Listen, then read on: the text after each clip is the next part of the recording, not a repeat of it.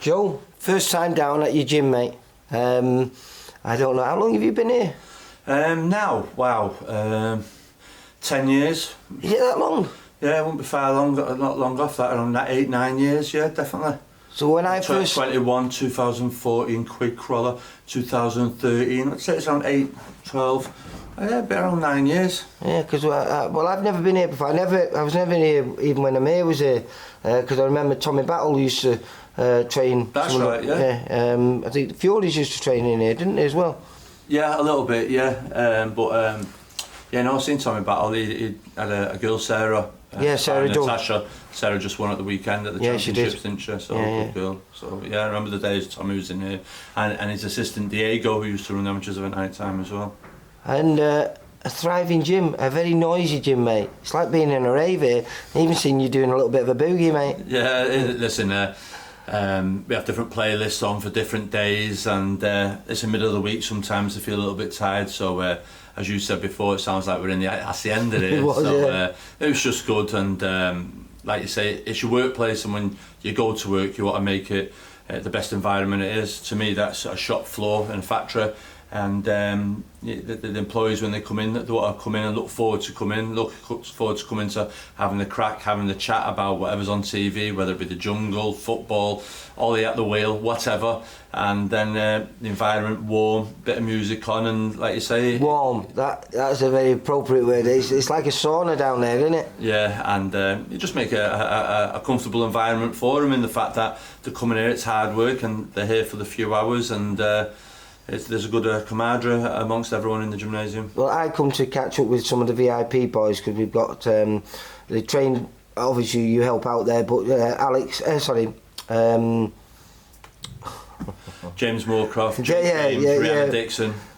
But Hank Crawler, I just couldn't get his name out of my head then. Hank Crawler trains Jake James, Rihanna Dixon and James Moorcroft. They're all fighting in the next couple of weeks. But as we've seen down there was Charlie Edwards, who's new addition. You got Paul Butler, his world title coming up in a few weeks. And then I've been seeing on TV, obviously, Callum Johnson, good comeback win a few weeks ago, a few months ago I should say. And then a young kid who I've heard a lot about, because I go up to Liverpool and talk about him a lot, Callum Thompson. Yeah. No, he's a good kid, Callum. He's had 3 fights now. He turned pro August September. He's had 3 fights. Hopefully we'll try to get him out before the end of the year. Good little fighter. I want to make him have 8-9 fights in his first season. Kids, when they come off that GB, don't be sitting around for 3 months at a time going to fight a journeyman. So I want to sort of fast track him in the same way like Scott Cardle, Callum Smith. They all had 8-9 fights within the first season. That's something I'm looking to do. He signed to Frank Warren and George Queensbury, and that allow us fight on my show or Kieran Farrell's show to keep him over instead of waiting for Frank's prospect show. So we'll be out next on a Frank show, and then he'll be back on another show just to keep him busy. So yeah, he's got, like anything, you know yourself, lots of kids turn over pro and they've got loads of potential. And how many trainers, I'm guilty of it, I've always think they've got the next Ricky Hatton, the Vegas ticket. It's whether they fulfil that potential is down to them. We can do the best that we can do. We're in charge of them and can control them in the few hours that we have in the gym. But what they do outside of the gymnasium and how they conduct themselves, how they live their life, that has a huge impact in them fulfilling the potential. And how do you find that now? Because you set up, is it M22 Promotions? Is that Withenshaw postcode? Yeah, is it M22? Benchill. How are you finding that now? Because you've put on quite a few shows before lockdown. I remember Sam Hyde against Juma. That was a good night. Well, a good fight, let's say. It was sad because it wasn't the result you want, but it was a close fight though, wasn't it? Yeah, it was a close fight. I think it was one of the Boxing News fights of the year, and for a small hall, that's really good. And for a Sunday afternoon, and the Sunday afternoon was always something I always thought there was a market for. Obviously, Jack Doherty used to do it for a long time, Sunday afternoons, weighing half 11, 12. Boxing started at 2, over by 5, and excuse for lads and dads and everyone to get out of the house and go and watch a bit of boxing. Traffic's a little bit easier, sparring partners, and listen, the success of that show, it was packed out on a Sunday afternoon, and it was great success. So hopefully I'm going to do another one shortly now in the new year. And obviously the ABAs are on at the moment. There's a few kids that we train with, and there'll be a few new signings, and I'll be looking forward to them making the professional debuts and start running a few shows for the prospects. For the Anyone you mention? Well, no, listen, Clark Smith's a good kid, just won the ABAs this region, got involved with a terrible head clash. He's somebody that I'd look at possibly taking on and doing something with. I think he's got used because his family, the original Smith brothers. Yeah, that's right. The Withenshaw, yeah, that's right. Yeah, Clive, known him for years, Clive, and he was saying to me the other day, it isn't like when we used to box, Joe, and we're at Main Road and Man City, the ABAs and all that. And yeah, listen, I've known them all.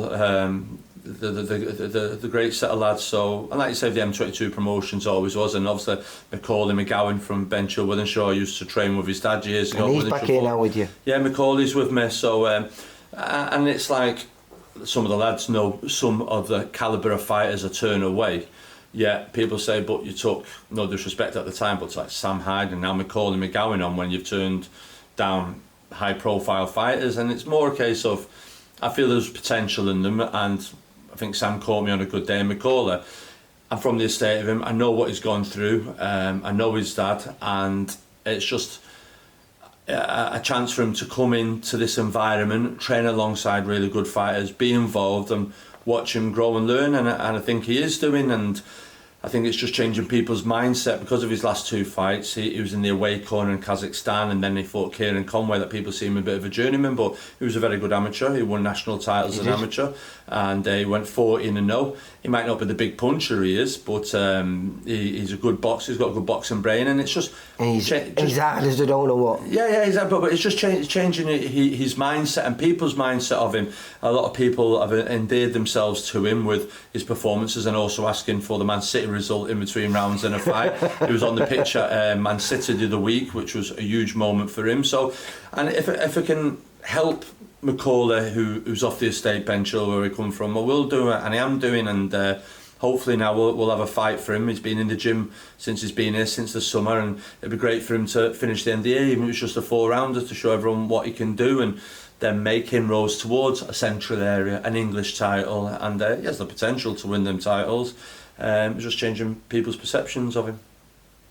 Yeah, no, like I say, it's nice to be in a gym with this environment. I say it's brilliant for the 3 VIP fighters to be surrounded. Obviously, Rihanna Dixon's to be next to training alongside Natasha Jonas is brilliant for her.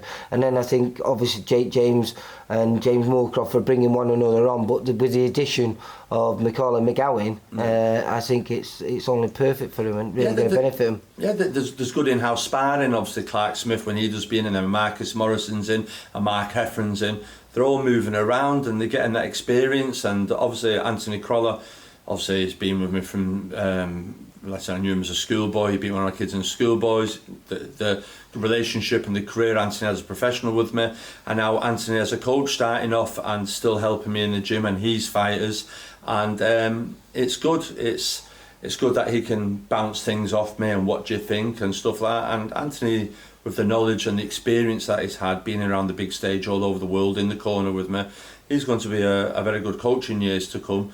But like anything, it's slowly.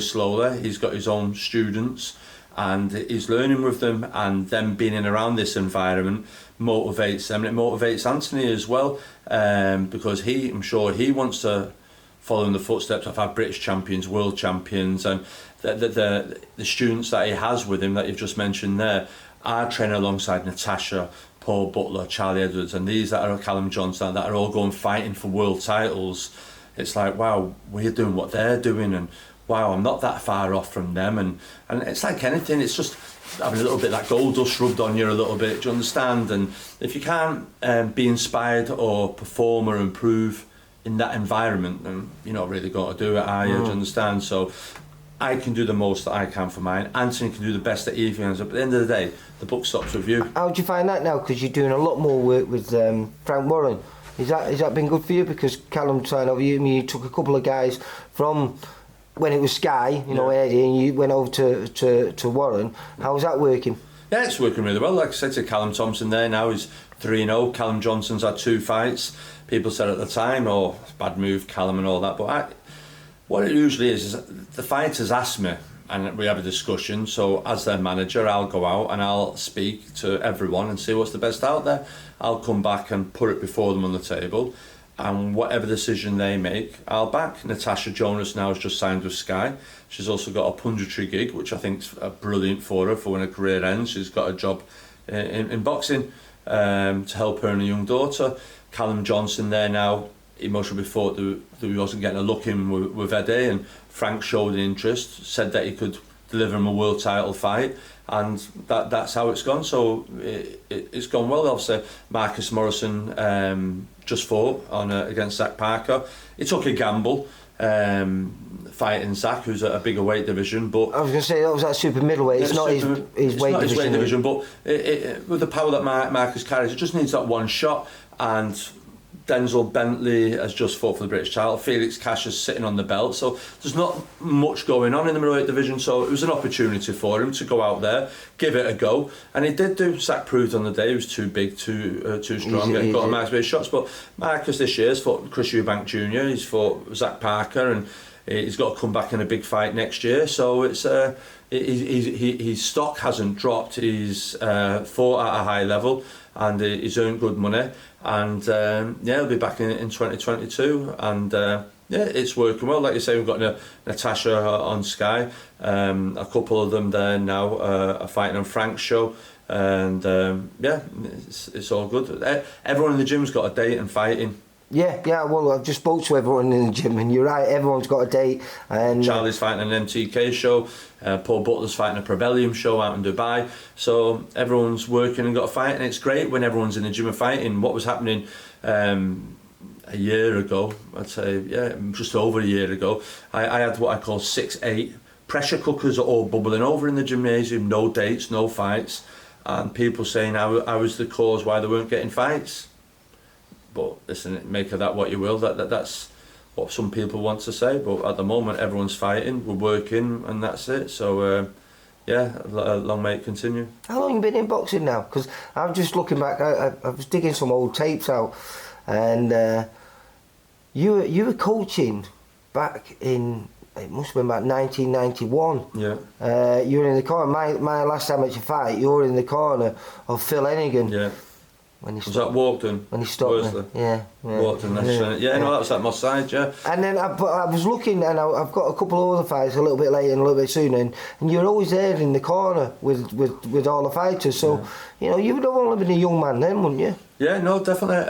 Obviously, started boxing when I was 10, but coaching-wise, a professional now. This is my 20th year as a pro, 2001, and I had like 8-10 years before that. So like 89, 90, 91. And on the amateurs with Phil and Dave at the time, down at shows with Paul Hampson, Des Robinson in the corner. Is that where you started at Champs Camp as a coach? Yeah, first? coach Champs Camp, I was in the corner with Maurice Cole when he fought Michael Gale up in North East. The same night Eric Noy fought Henry Wharton, handing up to Dave. So I was always in around there. That's in box with Maurice in Holland. But I was in the corner then with Dave at the time, who used to train at the time, Mario Culpepper, all that stuff. Yeah, so I remember Mario. Down in Hereford, helping up in the corner and that, and just went on from there then, right? Do you know what I mean? So always been in and around, and that's it. And like I say, some people always say, you can't help but coach, can you? Because it was last week I bumped into, it might have been 2 weeks ago, we was down with Louisa Faye in the wheelchair, and Natasha was in the chair and doing a little bit, and you're coaching her there, and then there's someone on the bag, and you just pulled him. You went, "Hey, you want to do this and that?" And I tell you what, it made the young lady felt really, really special, knowing that she'd been coached by you. But you can't help it, though, can you? I just think, although I keep saying Scroller, I think everyone thought this year I'd pack it in or we're on the way out, because Liam Smith and Callum Smith, and because Croller's retired, Cardle and Quig's finished, and they're talking as though like the fighters that remained, Callum Johnson, Paul Butler, Natasha Jonas, Jose Burton, Marcus Morrison and Callum Thompson were no good. Yet the three of them, Tasha, Johnson and Natasha, will all fight for the world titles this season, and they're just the devil in me. Nah, fuck that, I'll show them. There'll be another team. I think this will be the 5th team now of professionals, and it's You the Alex Ferguson of boxing world? I wouldn't say Alex Ferguson, but I'm a huge admirer of him, and I think this is a transitional period.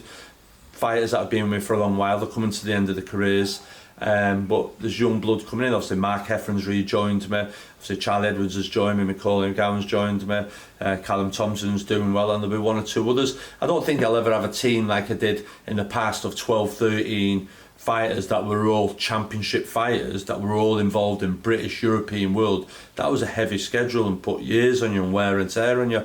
But I do feel still at the moment we've got 4, 5, 6 championship 12-round fighters, whether they be for English, British, European, world, they're still championship fighters, and that's when the hard work kicks in. It's not bad when you're training prospects because they're all involved in 4, 6 rounders. It's the hard work kicks in when they're involved in big fights, 12 fights, pressure fights, life or death fights, and that's when you've got to get it right. So you don't realise how hard a slog it was till you've come through it and you start looking back. But you just got to crack on, move forward, and make sure that Natasha, Paul, Charlie, Callum all become world champions and fulfil the potential and give it the best that they can. Yeah, well, I look forward to that, and that all could happen before the end of the year as well. It could do at the end of the season. I know there's a couple of them, but certainly exactly. Paul and... Yeah, Paul, yeah. So it's a hard fight against Casemiro out in Dubai, but it's in his very talented kid, Paul. And anything can happen, but you've just got to make sure that you don't have no regrets from it. You gave it the best in preparation, you gave it all. There's nothing worse than, and I've been involved in a couple of them fighters where they've had the big opportunity, they've had the fight, and then they've been down and depressed about it afterwards because they knew they cheated themselves in training, they didn't put the work in, and there's no magic switch, as you know, on fight night. What you do in the gymnasium is what you'll do in the night. There's not a magic button, you've got to put the work in. If you're not performing in the gym, it's not got to happen on the night, so the work has to be done. And yeah, that's it. But Paul's a good trainer, Charlie is, Natasha, Callum. Natasha's 37 years of age, and she's like a little pro, do you know what I mean? A little haggler, she goes in 3-minute rounds would suit her to a T now, she's that used to it. We just had to speed her up Saturday night when she fought because the rounds were going before she knew it. She needed a bit of a rocket up her ass, but I don't think that's politically correct, I can't say that, can I? But do you understand she needed a bit of... Do you know something though? I think the reason why female boxing is on a high is because of the format. Yeah. Because I think it creates non-stop excitement. And you know, you and I film a lot of the amateurs, and I love the development competition. The developments is normally 3 twos. Yeah. And I just think you don't have time to be too fancy about anything. You just got to get stuck in and have a real go. Yeah. And that's what grabbed people's attentions. Yeah. Every female fight on the big stage has been an exciting fight, you know. And I think if we did go to the 3-minute rounds, I think we need a little bit more depth within, you know, the female boxing scene. No, definitely. The fights Natasha Terry Harper was fight of the year. Tasha Katie Taylor was a good fight. There was a good fight the other weekend. There's because it's competitive, because it's 2 minutes, they're operating at a real high fest, high tempo, having to throw shots, execute, slip, dodge, everything else, ×2, ×4, ×8, what you would do in a video recorder. Right. It's like fast forward watching them. So yeah, the skill set between Natasha and Katie in that fight was something else. And people said afterwards, wow, what a fight, what a fight. And the same with Natasha and Terry, the skill set from 2 of them. And 10 twos, 20 minutes, 25 minutes, like you say, it was over as quick as it started, and you have to appreciate what they're doing. I know they say they want to see more women's knockouts, and listen, we've seen that the other week when Terry got knocked out. It's not nice to see, is it? It's not nice to see. I'm not a big fan of the 3-minute rounds. If you want to make it a little bit different for world titles, I make it 12 twos from 10 twos. But don't make it 3 minutes, do you know what I mean? I don't want to see... No, I think that's what keeps it exciting. Because it's non-stop action, and it's proved every time they've all got opportunities to go and prove it on the big stage, they've all done it. And now, you know, you've got... That was headlining the main event, you know. And Chantal Cameron, how well she's doing now as well, do you know what I mean? That's what I'm saying. She was involved in a great fight the other week as well. Female boxing is just, say... That was one good thing to come out of lockdown. Female boxing was transformed. It's bad. Some might say at the moment the female fights are sort of carrying the men's at the moment because there isn't. don't seem to be that many big fights happening in the men's divisions at the moment. Do you understand? I think the women just say yes every time as well. They just, whether they have to move up a weight or move down a weight, they just seem to just say, yeah, all right, okay. I've got Natasha now. Natasha's like, I'll do anyone from 9'4", 9'9", 10 stone, 10.5 stone. Like, Jesus, anyone. They are crazy, aren't they? Yeah. I don't think she'll. What do you think of Rihanna? Rihanna, no, listen, I'm really impressed. Rihanna's been in here a good while. She's we watched her debut because Natasha thought the girl watched her debut and she was good in her debut. But the work she's doing with Anthony, she's improving. She's getting what I call, it's a bit like Natasha when Natasha went from amateur to pro. There was still an amateurist to her, but Natasha's knows her way around the ring, knows her positioning in the ring, knows when to throw certain shots, when not to throw certain shots. And Rihanna's work sparring with Natasha and the other in-house sparring that they managed to get with other girls that come in from Natasha and that. Rihanna's coming on, Crowder's doing some really good work with her.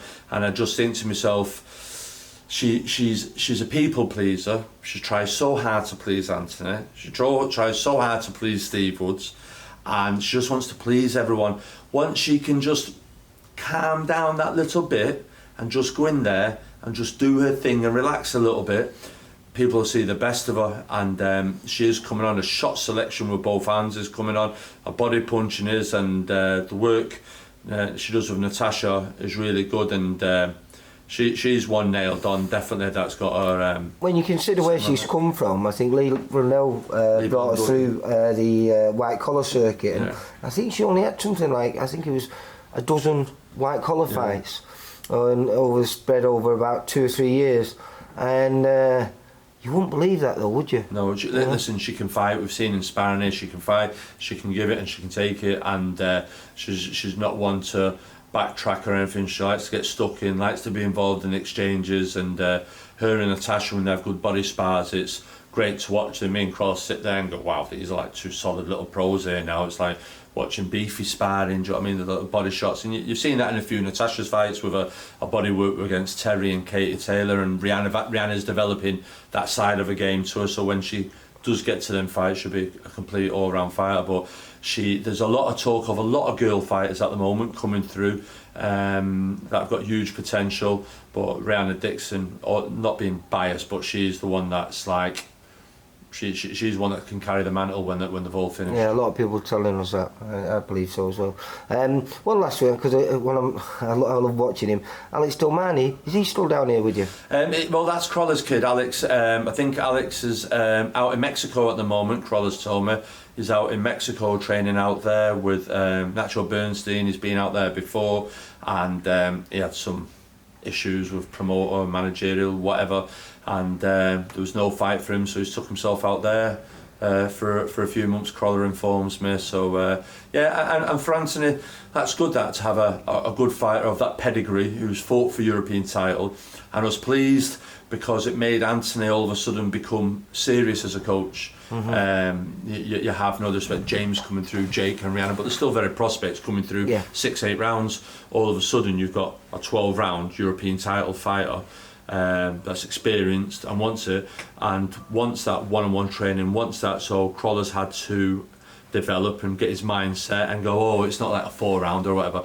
Proper here, I've got a bit to learn, I've got to stud there, I've got to do this and I've got to do that. So it's good that Anthony's got that calibre of fight. Do you think that's helped him? Because he's been doing a lot of commentating on the fight zones and you know, giving his opinion and analysing a lot of the fights going there. Do you think that's helped him when you're watching in a different way now? You're watching it as a coach, and obviously you've got to pick out what both fighters are doing well, and how you can counteract what one's doing to make sure you can get the better of him. Yeah, exactly. All the time when Anthony's been in the corner with me, and I have him in the corner with me, because there'll be a fight going or whatever, and I'll soundbite Anthony and say, what do you think? And he'll go, well, this and this, and I'll say, well, I think that and that, and he'll go, oh yeah, I see what you mean now. But so he's had that development, but as a pundit wise, he's very good.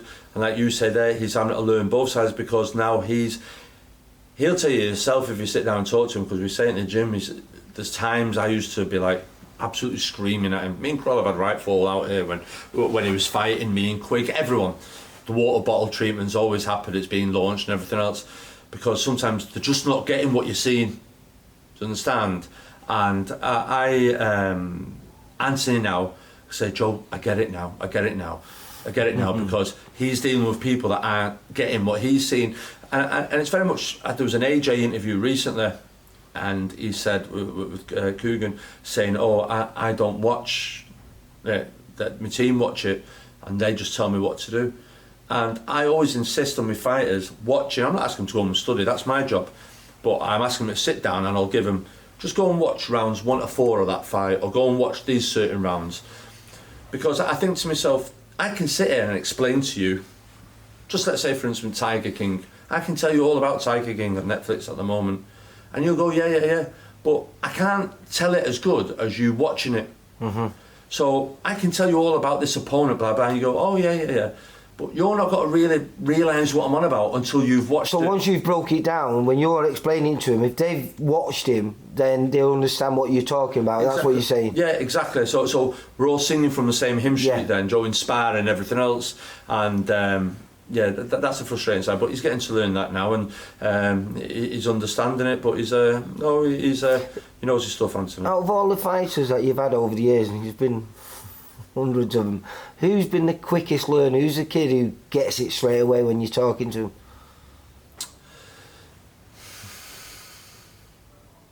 Macklin was good. Yeah. Macklin was good. Macklin could study, and we're on the same wavelength. I've always had a good relationship with Matthew. Liam Smith, Callum Smith, Crawler. People used to say sometimes stuck to the script in the corner too much, but it had to, because sometimes if you drift off, there was a vulnerability there. Do you know what I mean? Quigg was a very good student of the sport, but for picking it up, them type of kids who were very coachable, because you only had to tell them once. There's other kids.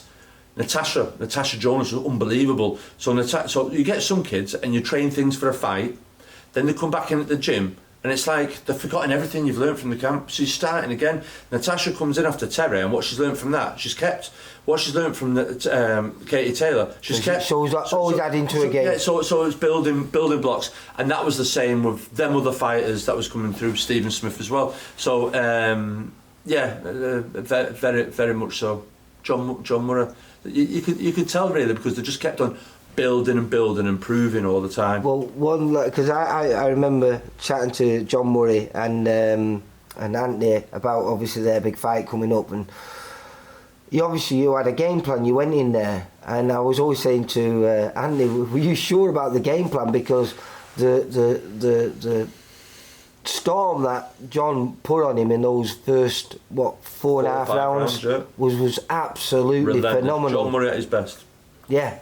John Murray at his best, and we knew John had come at his best, but we knew we had to be a tortoise in a shell, to keep our head down, keep our hands tight, catch things every now and again, poke our head up, counter, boom boom boom, counter, I remember Nick Halding coming at the changing rooms before it and just said, I think it was this fight forever, what you got to do. I said, we've got to go into the eye of the storm. We've got to sit in the eye of the storm. We're not going to go on the outside, we're going to sit in the eye of the storm.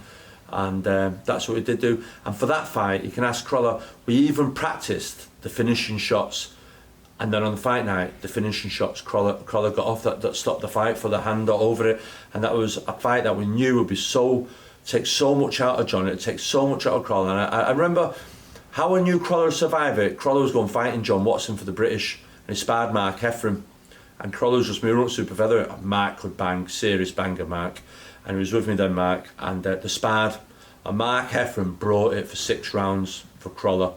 6 rounds, because John Watson was a good fighter and he could punch, and Crawler tucked and Crawler's great jab, bang, head out the tortoise, bang, head out to little stab to the body, bang.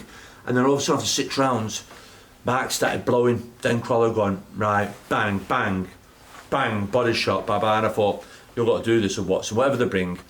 And I always knew that in the back of my head, that Crawler could survive that early onslaught, because he'd been there before with Mark Heffron. He knew how to survive, and we just had to weather the storm of the needle. And I thought John Murray fought that night on emotion. He drained himself out a little bit. Yeah, I've spoke to John, and he didn't plan. He generally thought Anthony couldn't weather what he threw at him, and he did, and he blew himself out. But it was off then. It just cut out because it only was talking for 30 minutes there. The storm that John threw at young Crawler was quite phenomenal, and for him to weather that and come through it. Did you always know that he was going to be a world champion, or do you think? I thought John Murray was got to be world champion, but it's just timing. It's timing, which champions. It was very unfortunate Stephen Smith never became a world champion because of the quality fighters that was around at the time. But Anthony Crawler, when he came to me, and I remember speaking to the Scotch fella that used to work for Sky, did all the fights, and the analyst, I forgot his name, and he goes, Anthony is a nice wee lad, can't punch, nice kid, he might win an English title. And I just thought, so, right, fuck you, I'll show you. So then obviously, he was put into fights early on with me, not expected to win. Michael Brody once wanted to win. Andy Morris, he wasn't expected to win. All of a sudden, this resolve. Well, you would have known Morris because he was a Wythenshawe boy, wasn't he? Yeah, of course he was. Yeah. So all of a sudden there was a bit of resolve and a bit of a backbone, and all of a sudden the smiling kid who'd lost to Gary Sykes and the ice cream and the joke and all that started to get a bit of a backbone. It was always in him, but once he become to lightweight and become British champion, and his performances, and he had good wins. He outboxed Willie Limond. There was a confidence and a belief, but I think mentally strong. He was a very, very mentally tough kid, Crawler. The hard sparring that he did with John Murray, do you think that helped prepare him for those big fights later on in his career? 100%, definitely did. And Crawler, we always got the good sparring in Sutcliffe, Selfa Barrett, all the thing, but he had a confidence about him, resolve about him, and a belief in him, and I believed in him, and regardless what anyone said, I believed with him, and I stuck, and he started getting the results and started upsetting everyone. And obviously, like I said, we had the road bump with Derry, but the way he came back, got the draw, and then moved on with his career. Gavin Rees, he wasn't put in that fight to win, but he showed in that fight he could fight, and he was there and he arrived, and it was fortunate. Obviously, like you say, the accident. It's just sometimes things. Who would have thought after the accident he'd ever fight again? And look at his career. How bad was that injury? Really bad. Like I didn't think he'd ever fight again after that. Or the slap. Was the head injury or the ankle injury? Which was worse? Well, the ankle injury caused damage because he was never as fluent on his feet ever again after that fight. He could never run. So he never did road work for his fights after that injury. It was always swimming and bike sessions. So he could never run, could never do bar bag. So what he achieved with that foot injury going on was phenomenal. And obviously the head injury, I was surprised he was allowed to box, but fortunately he did do. And you had fighters like John Murray that should have been nailed on a world champion, but never was. As was Matthew Macklin. It's about timing, and it's just a shame. Opportunities. As much skill as you need and everything else. In boxing, you also need a little bit of luck and be in the right person in the right place at the right time. 100%, and it was a great moment for Anthony Crawler as a kid to have gone to that arena, spending his pocket money, watching Ricky Hatton win world titles with left hooks to the body. That then he won a world title with a left hook to the body. You just couldn't write it, could you? No. So. Did you know much about Ricky when he was coming along? Yeah, knew him all the time. He was fighting the schoolboys, and I had Levi Chu at Moss Side at the time. Well, they came over to Denmark and Germany with us, right, Levi Chu, because he won a David national Barnes as well. So David Barnes, right, Levi Chu, and Ricky Hatton. They were the three standout kids that were coming through schoolboys. David Barnes won 4 schoolboy titles. Levi won the schoolboys. Ricky won the schools. I remember all 3 of them fighting in the semis in Birmingham. And I think Levi knocked out Jason Booth, David Barnes knocked the kid out, and Ricky Hatton knocked the kid out. And I just thought, these are the next 3 best kids coming from Manchester. Obviously, Ricky went and did it, David Barnes won the British. Levi just got lost with the streets, didn't he, more than anything else. But they were very talented kids. And I remember Ricky coming through, and then it was a huge shock that time when, just before he went in the ABAs, he went and boxed for Young England and got beat out in Denmark or Germany it was. And we didn't know at the time, but obviously Ricky got stopped, and we were all gutted. And years later, it turned out it was Jürgen Bremer that had stopped him. So it wasn't a bad kid that he'd lost to as as an England kid. But yeah, no, his days with Ray and Paul Dunn and that, we had some good trips, and boxing in London at the Daily Star, Golden Gloves, Wolf Levi and Ricky there. Yeah, no.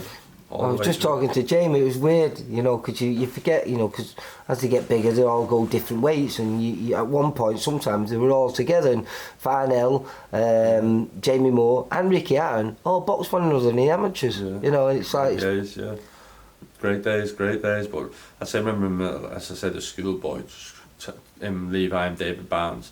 It was a big thing to win 4 schoolboy titles every year. Do you know what I mean? David Barnes done that. Don't think there's a Manchester kid since that's done it. But was young Foster with you when he won his back-to-back ABAs? Yeah, Foster. His dad brought him to me after he won the novice under 10s, and he said, "Oh, blah blah." So I said, "Okay." So for this season, for the season September to December, we put him in the novice under 20s at 57. He won them with Darren Walton and Owen Trainer. So them 3 won that. So then I said to Steve, "You're not big enough for 57. At the ABAs at 57, you had your Stephen Bells and people like that." And I said to him, "We've got to put you in the ABAs at 54. So he'd won the novices at under 20, and I said to his dad, "We've got to put Steve in the ABAs at 54. So we got him a little fight up in Carlisle against a 54 kilo kid, and he won, and he made the weight. So right, you're going in the ABAs. And we went in the ABAs, and he won the ABAs. So that season, he won the he won the under 20 novices, and then in the ABA final, he fought Martin Power, well behind after 2 rounds, and came back from like 13 points down and beat Martin Power, who was the red hot favourite, and won the ABA title. The next season, then after that, went back in, defended the ABA title, beat Martin Power again in another classic, and he went off to the Worlds then, went to the quarterfinals and turned pro. And it was 20 years ago, September just gone, because it was my first pro fight in the corner, because it was with Steve Foster Jr. with his debut at the Amir Arena. So yeah, for Steve Foster Jr. we won the novices under 20s and the ABAs in the same season. Yeah, he was phenomenal. I don't think there's a Manchester fighter who's done that, had there? I don't think no, there isn't. No. The ABA's back to back, and he had Owen Trainer get to 2 ABA finals back to back with Steve. Do you know what I mean? At flyweight and light flyweight. So yeah, they were good times. Who was your favourite amateur boxer at the time? You know, no. Well, that coach? Yeah. Oh, anyone like you. My favourite fight was Darren McGarrett. I used to love watching Darren McGarrett. Mario Culpepper for me. Yeah. Mario Culpepper. He was at Moss and Collier's, wasn't he? Mario no Mosside. Mosside, was it? Yeah, Mario Culpepper. Closest thing to see Sugar Ray Leonard. At that time, Colin Millen was about, but Mario. Yeah, listen, one day, if you ever come to Mosside, I'll get video cassettes of Mario out, and you'll watch him, and what Mario would be worth today was unbelievable. I used to enjoy watching Nick Boyd, believe it or not. Nick Boyd could bang, he was always banging one. And even years before that, Brian Dunphy for Sharston, he could box. John Reed from Chorlton, he was a good fighter. Paul Hendricks at Sharston, Paul Fennelly from Hardwick. Good fight. Ensley Bingham as an amateur. Him versus Ted Kershaw at Main Road was a brilliant fight. That was a huge upset. Do you still follow the amateurs? I hadn't done for a while, but I've started recently, obviously with doing work with Clark and stuff like that, took my finger off it, but I haven't been to no shows. I went to the championships when they were up at Tameside, the youths, when Clark won that year, and it was just mad to see. I seen John Rice. All right, John, you're right. Where are you going?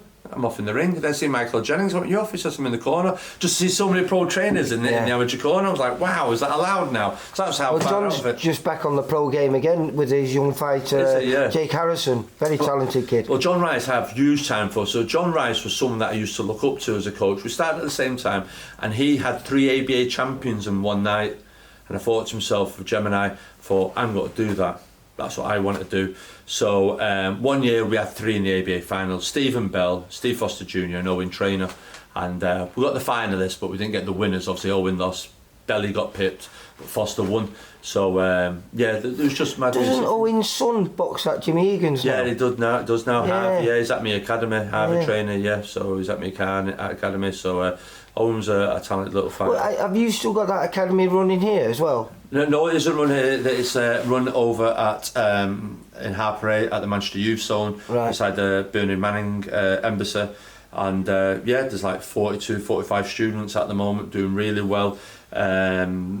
Kids there that are fighting in championships at the moment, and obviously Harvey Trainers in there.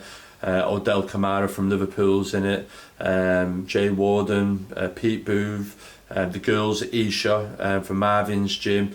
There's some really good fighters, Brooke Louise. There's some really good fighters and people that have gone through there at the academy as well that are really doing well. So yeah, I'm really pleased. Are you reinvigorated again? I would say reinvigorated. I think, as you said, touched on earlier, we're always doing it, but going down to the academy and seeing the students, obviously, I arranged the week, they all went and had Ollie Ollerton out of the SAS was speaking at the Manchester University for students there, so I managed to get my 40 students in there to sit down and listen to his life story and to listen to what he's come through, his upbringing, being out in Iraq, Baghdad and doing things like that. And it was great, inspiring and motivating, and it's good to see them progress. Now there's some of them that have gone on to university, there's some of them now that have gone on to do mental health, and there's some that have gone on to be coaches, there's some that have gone on to be boxers. Conor Tudsbury's come through that academy, that's doing really well. Michael Gomez went through that academy. So I'm very fortunate to have Tony Chandler and Elliot Dillon doing really good work with them down there. But when we go down there with like Natasha working with the girls or Crawler with the lads, and we have them type of days, and they have the trips to Barcelona and that, it's good. And I've always wanted to. Lee, you've been there. 16, you turned 16 years ago. When you were 17, you were a senior. But at 17, you had to get a job. And listen, Hennigan, you know, they're out working there in the building game, then they come to the gym at night training. There's no lottery or anything else. You had to work.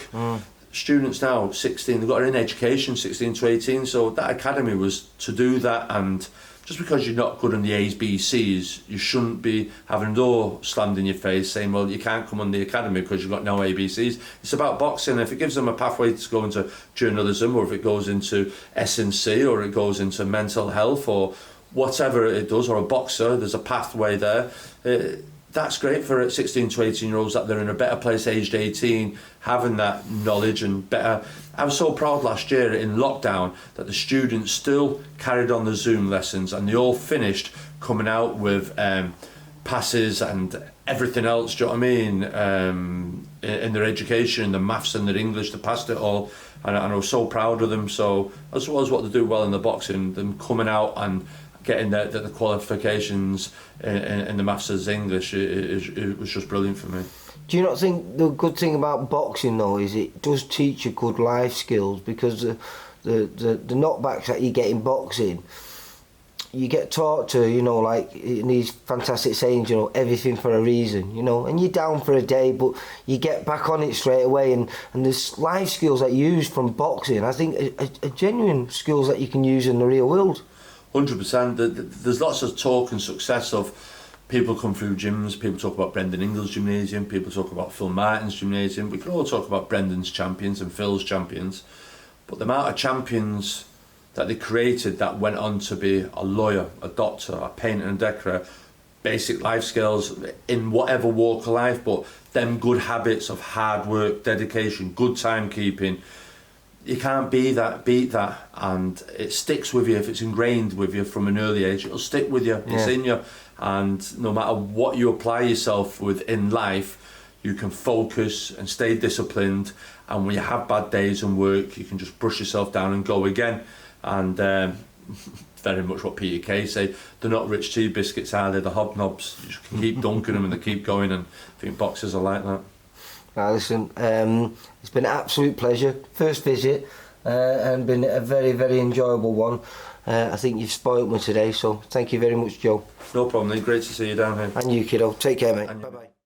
For all boxing info, news and latest interviews, amateur and pro, across the north, click and subscribe. VIP Boxing Promotions. Also, Twitter, Instagram and Facebook.